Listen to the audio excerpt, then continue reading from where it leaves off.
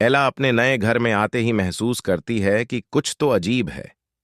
हवेली में बहुत सन्नाटा है और यह जगह बहुत समय से वीरान लगती है। उसे जल्द ही एहसास होता है कि घर में एक अदृश्य शक्ति है जिसे वह देख नहीं सकती, लेकिन उसकी उपस्थिति महसूस कर सकती है। रात के समय एला को अजीब आवाजें सुनाई देने लगती हैं।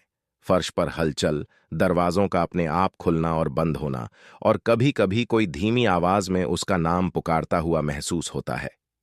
जब वह आवाज की दिशा में जाती है तो उसे वहां कुछ नहीं मिलता। एक रात एला एक कंप्यूटर को ऑन करती है जिसे उसने घर के एक पुराने कमरे में पाया था। जब वह उसे चालू करती है तो स्क्रीन पर एक अजीब सी डॉट दिखाई देती है जो अचानक गायब हो जाती है।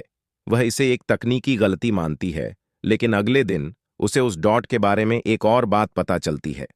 उसे महसूस होता है कि यह डॉट उस अदृश्य शक्ति का प्रतीक है जो इस घर में वास करती है। वह डॉट केवल कंप्यूटर स्क्रीन पर ही नहीं, बल्कि उसे अपनी आंखों के सामने भी दिखाई देने लगती है।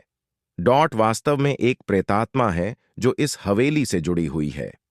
एला उस डॉट गॉस्ट के बारे में जानकारी इकट्ठा करने की कोशिश करती है।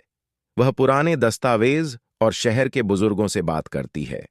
उसे पता चलता है कि यह प्रेतात्मा एक पुराने रहस्य से जुड़ी हुई है, जिसमें किसी निर्दोष की मौत हो गई थी और उसकी आत्मा आज भी न्याय की तलाश में है। कहानी के अंत में एला उस आत्मा को शांत करने और उसे मुक्ति दिलाने का प्रयास करती है। वह उस रहस्य को सुलझाती है और आत्मा को न्याय दिलाती है। अंत में डॉट गॉस्ट गायब हो जाती है और हवेली में शांति लौट आती है।